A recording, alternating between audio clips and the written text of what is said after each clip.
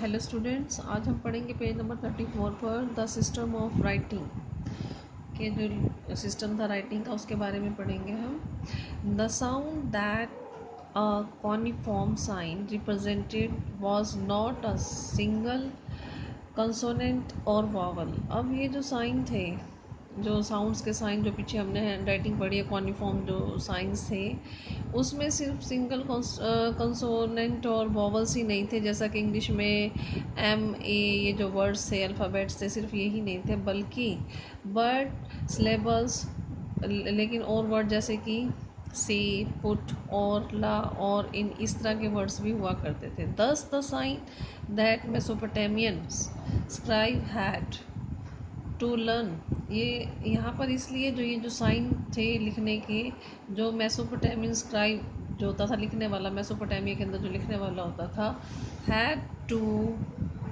Learn ran into 100। अब उसको जो साइंस याद रखने पड़ते थे लिखने के लिए, वो कि क्या होते थे, सैकड़ों साइंस होते थे। अब जैसे अब आप ए बी सी पढ़ते हो तो ए बी सी के अल्फ़ाबेट कितने हैं आपको पता है। अब ए आप पढ़ते हो हिंदी लिखते टाइम तो वो भी आपको पता है, ठीक है। तो थोड़े से वर्ड्स हैं, लेकिन अगर आप सोच के देखो आपको सैकड़ों वर्ड्स याद करने पड़ जाए तो कितनी डिफ़िकल्टी होगी आपको लिखने और पढ़ने में। तो यही प्रॉब्लम उस समय मेन थी। And he had to be able to handle a wet tablet and get it written before it dried। और उसको साथ में एक गीली टैबलेट, जो हमने पढ़ा था कल, कि इधर इस पेज पे ये पिक्चर भी दिखाई है, मिट्टी की जो क्ले की ये बनाते थे टैबलेट जिस पर कि लिखा जाता था। तो उसको साथ ही साथ, एक तो देखो एक साइड तो उसको हज़ारों साइन याद करने हैं, और दूसरी साइड क्या देखना है उसको, ये जो टैबलेट है गीली, उसको भी, उसका भी ध्यान रखना है कि वो सूख ना जाए, गीले गीली पर ही उसको फटाफट लिख देना है, ठीक है। So the writing was a skilled craft, इसलिए जो लिखने का काम था क्या था, स्किल्ड क्राफ्ट कैटेगरी में आता था, ठीक है।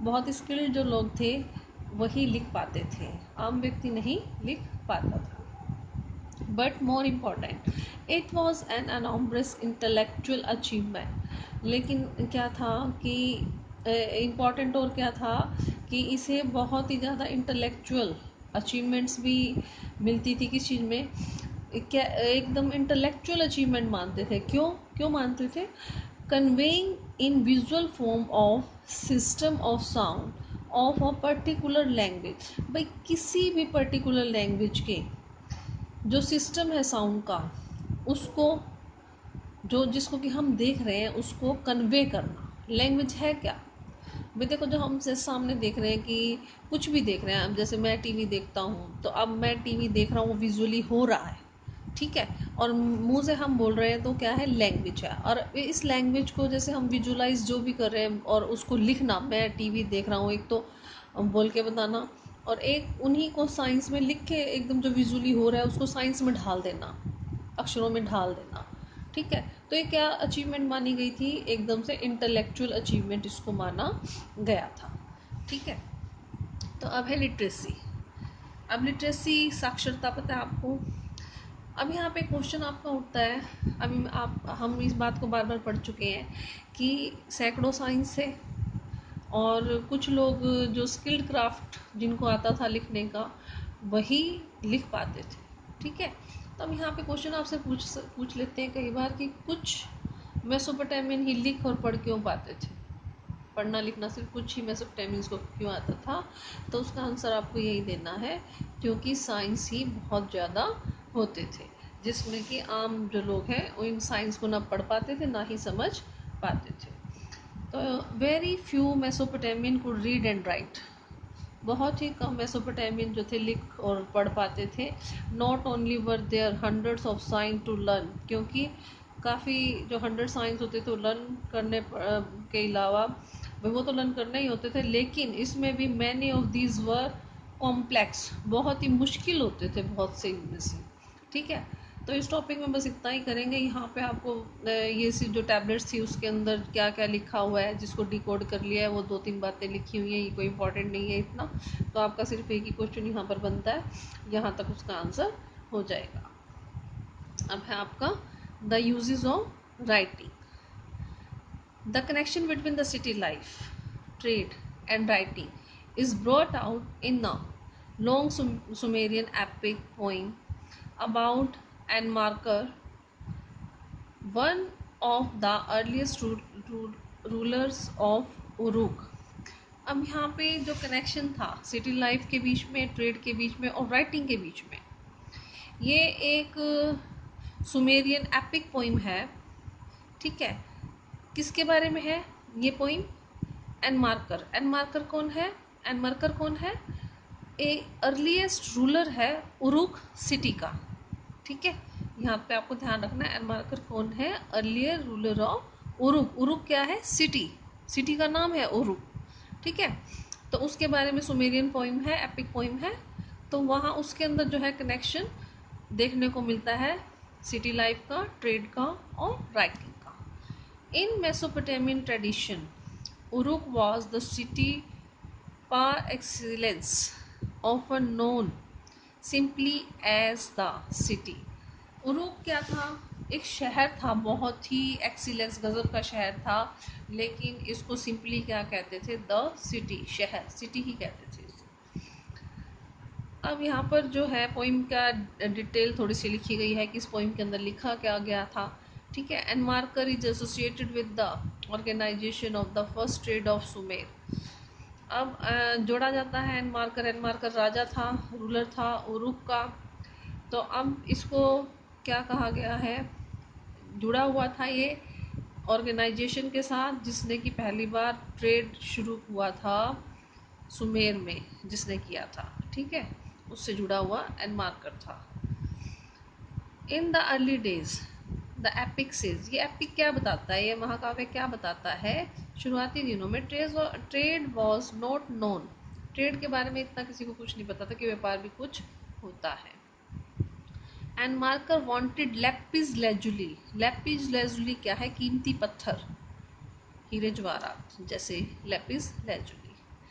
तो एन मार्कर क्या चाहता था? लेपिस लेजुली चाहता था। और प्रीशियस मेटल, सोना चांदी जैसे होता है, प्रीशियस मेटल चाहता था। किसके लिए चाहता था वो?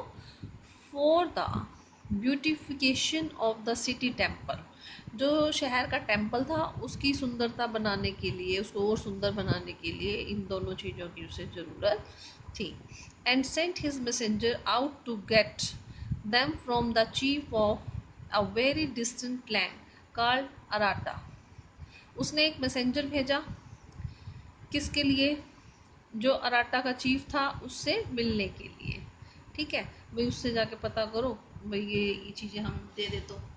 ठीक है, the messenger he did the words of the king. He did the words of the king होता है उसने उसके जो भी आज्ञा का पालन किया, राजा की आज्ञा का पालन किया। He did the word of king, मतलब उसने जो भी कहा उसका माना। By night he went just by the stars. रात में वो सितारा, जो स्टार्स थे उनके सहारे चलता था दिशा देखते हुए। By day he would go by heaven sun divine, और दिन में सूरज के हिसाब से, जैसे सूरज दिशा बताता था उसके अकॉर्डिंग वो जाता था। He had to go up into the mountain range, वो माउंटेन के ऊपर जाता था, माउंटेन रेंजेस के ऊपर। And had to come down out of mountain ranges, और फिर पहाड़ों से नीचे आता था। ठीक है, रास्ता क्रॉस करने पहाड़ आते थे, मीन्स कहने का मतलब पहाड़ों को क्रॉस करता हुआ आगे वो बढ़ रहा था। द पीपल ऑफ सूसा, सूसा क्या है? सिटी है। नाम थोड़े से अजीब है इस टॉपिक के अंदर शहरों के, लेकिन याद करने पड़ेंगे आपको।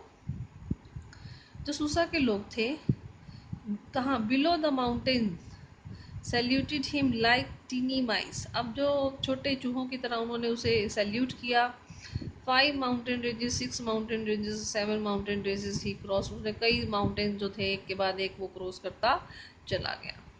The messenger could not get the chief of Arata to part with lapis lazuli और सिल्वर। अब जो ये मैसेंजर था वो नहीं ले पाया अराटा के चीफ से लेपिस लेजुली और silver. And he had to make the long journey back and forth again and again, और उसको लंबी लंबी यात्राएं करनी पड़ी एक के बाद एक। Caring threats and promise the king of the Uruk, उसने प्रॉमिस वगैरह किया हुआ था और धमकी भी उसको धमकाता भी था, जैसे उरुक का जो राजा था, और उससे प्रॉमिस भी किया हुआ था कि मैं आपको इससे ला कर दूंगा। Ultimately the messenger grew weary of mouth. Grew weary of mouth होता है कि वो जो था ना, उसके मतलब कि उलट पुलट हो गया दिमाग में भी, वो क्या चाहता था क्या नहीं चाहता, भूल गया। मतलब शब्दों को जो भी था, किसको क्या कहना है क्या लेके आना है, सिर चकरा गया उसका एकदम से मैसेंजर का। He got all the messages mixed up. जितने भी मैसेजेस थे क्या हुआ, सब उसने मिक्स कर दिए। The end marker form the clay tablet in his hand. अब उसने मार्कर ने अपने हाथ से एक टैबलेट बनाई मिट्टी की। And he wrote the word down, उस पर उसने वर्ड्स को लिखा। In those day there had been no writing down of word on clay. उन दिनों क्ले पर किसी भी प्रकार के कोई वर्ड्स वगैरह इस तरह लिखने की शुरुआत जो है वो नहीं हुई थी। ये एपिक की बात कर रहे हैं, जो ये एपिक था ना, तो उसके अंदर क्या लिखा गया, सुमेरियन एपिक पोइम जो थी। ठीक है, अब नेक्स्ट पेज पर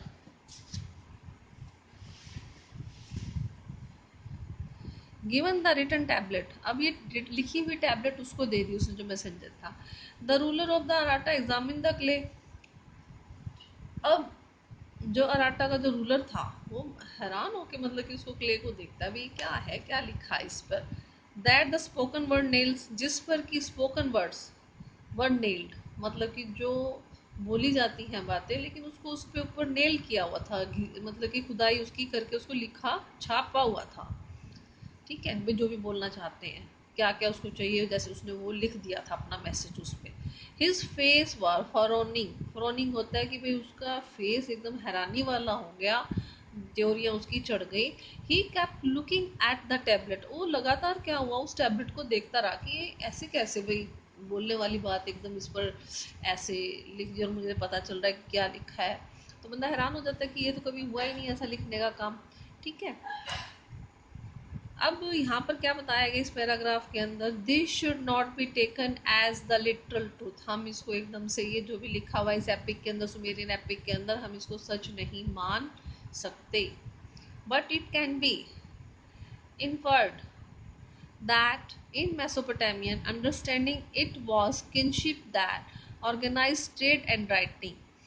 लेकिन हम इस निष्कर्ष पर पहुंच सकते हैं कि जो मेसोपोटामियन है, वहाँ पर मेसोपोटामियन क्या था कि जो राजा था उसने ही ऑर्गेनाइज शुरू किया था, उसने ही ऑर्गेनाइज किया था किस चीज़ को, ट्रेड को और राइटिंग को। राजा की वजह से ही ट्रेड भी शुरू हुआ और राइटिंग भी वहाँ पर शुरू हुई। This poem also tell us that, ये पोइम हमें और क्या बताती है, beside being a means of storing information, भी सिर्फ इसमें इंफॉर्मेशन को ही स्टोर नहीं किया जाता था, एंड ऑफ सेंडिंग मैसेज अफार, इससे सिर्फ जो है मैसेज को ही बड़ी दूरी तक नहीं भेजा जाता था। Writing was seen as a sign of superiority of Mesopotamian urban culture. जो राइटिंग है, जो लिखा पढ़ी का जो काम था, इसे किस चीज़ का साइन समझा जाता था, सुपीरियरिटी का, किसकी, मेसोपोटामियन अर्बन कल्चर का। ठीक है, तो इस प्रकार से लिखने की शुरुआत हुई थी। मेनली क्या है कि जो लेन देन का जो काम था, या मैसेज एक जगह से दूसरे जगह जो पहुंचाना था, उसकी वजह से ही मेसोपोटामिया के अंदर सबसे पहले लिखने की शुरुआत हुई थी। आज इतना ही करेंगे, अगर कोई दिक्कत हो समझ लेना, मुझसे कोई प्रॉब्लम आए तो। ठीक है, थैंक यू।